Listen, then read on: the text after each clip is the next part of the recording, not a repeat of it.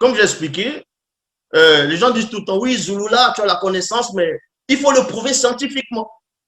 Mais déjà, il faut déjà qu'ils apprennent qu'est-ce qui veut dire scientifiquement, ou bien qu'est-ce qui veut dire scientifique. Mais dans scientifique, il y a la science. Et la science, c'est la connaissance. Mais je suis en train de démontrer quelque chose scientifiquement, pas la sagesse, pas la science. Donc la science, c'est le savoir. Ils veulent encore que je démontre ça scientifiquement, parce qu'ils ne comprennent même pas les mots. Les multivers sont régis par des lois. Donc, le fait que les scientifiques vont venir, ceux qu'on va, les pseudo-scientifiques, ils vont vous dire non, c'était une explosion, le Big Bang, bah, ça a explosé, et c'était la naissance de l'univers. Mais où est-ce que ça ne tient pas? Puisqu'ils vous disent qu'il n'y a pas d'effet sans cause. Mais c'était quoi la cause du Big Bang? C'est quoi la cause du Big Bang? Et on va parler de la théorie des mèches. Mais pour qu'une bombe, quelque chose éclate, mais forcément, il faut l'allumer.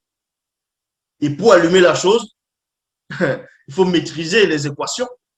Il faut calculer, avoir le discernement que quand tu vas faire exploser la mèche, ça va pas aller au-delà.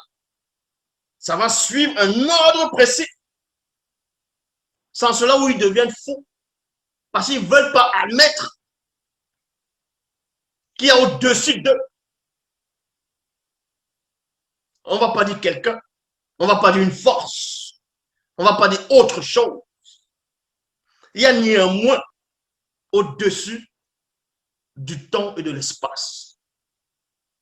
Parce que, admettons qu'on accepte la théorie de la mèche, on allume la mèche, boum, ça éclate, c'est ça le Big Bang. Forcément, au moment où d'allumer, au moment que ça explose, on vous dit l'univers est en pleine expansion.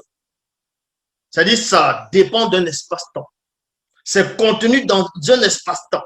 Or, celui qui l'a créé n'est pas dans la création. Parce que quand tu crées la création, tu es hors de la création.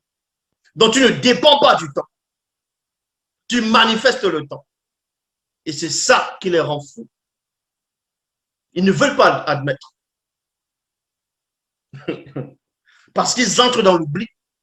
Et maintenant, on vous dit ici, l'obscurité mystérieuse couvrait le gouffre très profond. Donc, cette obscurité était là pour cacher tout ce qui s'est passé avant. C'est en cela où les scientifiques, ceux qu'on appelle les pseudo-scientifiques, ils vous disent, avant le Big Bang, il n'y avait rien. Inimaginable pour l'esprit humain. Voilà ce qu'ils écrivent. Donc, que le néant, avant ça, il n'y avait rien. Mais c'est logique qu'il n'y ait rien pour eux. Parce qu'on a mis l'obscurité. Et dans cette obscurité, il n'y a pas le temps terrestre. Donc, ils ne vont pas dire, bon, carbone 14, on va essayer de dater. Ils ne peuvent pas. Ça a été caché. Donc, on a effacé.